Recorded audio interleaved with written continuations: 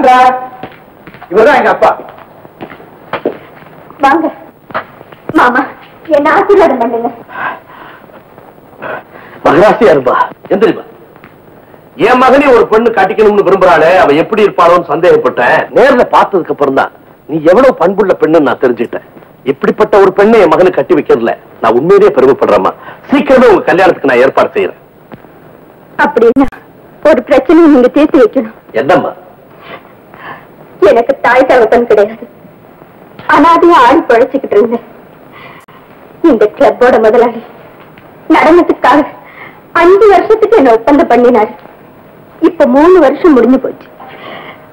இதுக்குள்ள உங்க பிள்ளையை நான் கட்டிக்கு போற விஷயத்தை முதலாளி கிட்ட சொன்னேன். 2 வருஷத்துல உன்னால 1 லட்சம் ரூபாய் கிடைக்கும்.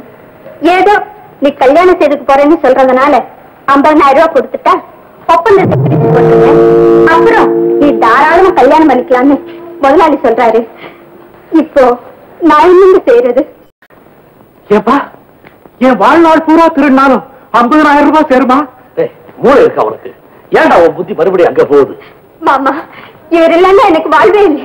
என்ன காப்பாத்துங்க மாமா. அவன் நிலதாப்பா என் நிலைமையும். அப்பா, நீ தெரிந்து நல்லபடியா வாழணுன்றதுக்காக நான் எதையும் செய்ய தயார். உங்களுக்காக உங்க முதலாளியை பார்த்து நானே அவர் காலில் விழுந்து கெஞ்சி கேட்டாலும் உங்க கல்யாணத்தை முடிச்சு போடுறேன். அவர் எங்க இருக்கிறார்? வாங்க மாமா, இவர்தான் உங்க முதலாளி. வணக்கம் ஐயா.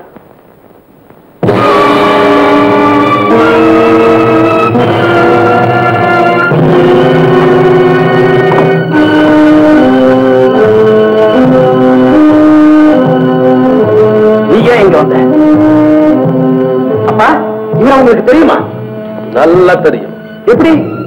அன்னைக்கு ஒரு பெண்ணுடைய நகையை திருடிட்டு என்ன மாட்டி வச்சுட்டு நீ ஓடிட்ட. அந்த பெண் வந்து என்ன காப்பாத்தணும். அதே பெண்ணை ஒரு நாள் கெடுக்கிறதுக்காக இவன் துரத்திட்டு வந்தான். போய் பொண்ணு ஒரு திருப்பத்துல ராங் சைட்ல காரை திரும்பினான். காரணம் கொடுக்காம வந்து ஆபத்தாச்சேன்னு அவளுக்கு நியாயமா சொன்னேன். அதுக்கு அவன் என்ன கேவலமா பேசுறான். அவளுக்கு புத்தி சொல்லுங்கிறதுக்காக அவளை நான் துரத்தினேன். பொண்ணை பார்த்த உடனே நான் கெடுக்க வந்ததா கதையை மாத்தி சொல்லிட்டா நீங்க நம்பிட்ட. பெண்ணாச்சே. இந்த பாருங்க, எதுவா இருந்தாலும் சரி எல்லாத்தையும் மறந்து என்ன மன்னிச்சிருக்க. இந்த பெண்ணுக்கு விடுதலை கொடுத்து என் மகனுக்கு வாழ்வு கொடுத்து அப்படின்னு 50,000 ரூபாய் பணம் கொடு. 50,000 ரூபாய் பணத்துக்கு இந்த ஏழை எங்க போவேன்? அதுக்கு பதிலா அப்பன மகனும் ஆயுள் காலம் பூரா உங்களுக்கு அடிமைகளா வேலை செய்யும். தயவு செய்து எங்களை கைவிட்டுறேன். உங்க கால பிடிச்சு கேட்கறது இல்ல. ஒண்ணு செய், என்ன செய்ய சொல்லுங்க. அன்னைக்கு நீ என்ன அடிச்சப்ப என் மானம் போனதை பார்த்து எந்த பொண்ணு சிரிச்சாலோ அதே பொண்ணை இங்க கொண்டு வந்து நிறுத்தணும். அதே பொண்ணு முன்னால நீ என் காலில் விழுந்து மன்னிப்பு கேட்கணும். ஐயோ, நம்மளை காப்பாத்தின ஒரு கிண்டகதியான அந்த பொண்ணு கண்ணீர் விட்டு துடிக்கணும். அதை பார்த்து நான் சிரிக்கணும். என்ன சொல்றேன்? முடியாது. அப்போ என் மகனுக்கு கல்யாணமே நடக்காது. மாமா, என் வாழ்க்கை இப்படி போக வேண்டியதானா? அப்பா, நான் திருமணத்துக்கு வழியே கிடையாதா? என்னப்பா? அட, என்னப்பா யோசிக்கிற?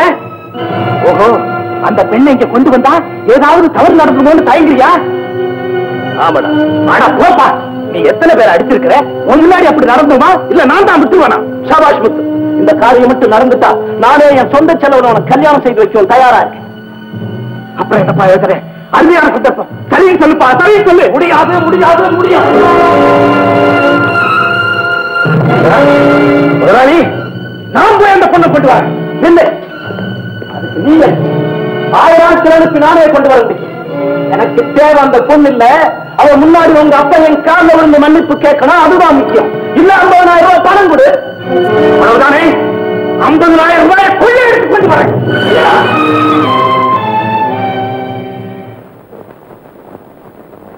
ஆண்டவனே, என் மகன் திருந்துறதுக்காக நான் இந்த பாவத்தை செய்யறேன். என்ன மன்னிச்சிடு.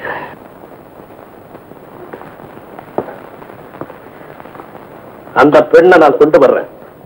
அதுகிட்ட ஏதாவது தவறா நடந்துகிட்ட உன்னை நான் அடிக்க மாட்டேன், அழிச்சிடுவேன். ஏதாவது உதவி தேவையா? நான் கூப்பிட்டால இந்த பெண் வந்துடும்.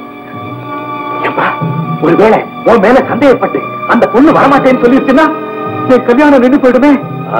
அதனால யாருக்கும் தெரியாம அந்த பொண்ணை தூக்கிட்டு வந்துரு. இங்க வந்ததுக்கு அப்புறம் ஆமா ஆமா என் பையன் திருந்ததுக்காகத்தான் அப்படி செஞ்சேன்னு சொன்னீங்கன்னா உன்னை தப்பா நினைக்காது. எப்படி? அப்படியே செய்யறேன். தப்பி தவறி மாட்டிக்கிட்டீங்கன்னா உன்னை காட்டி கொடுக்க மாட்டேன். கவலைப்படாது.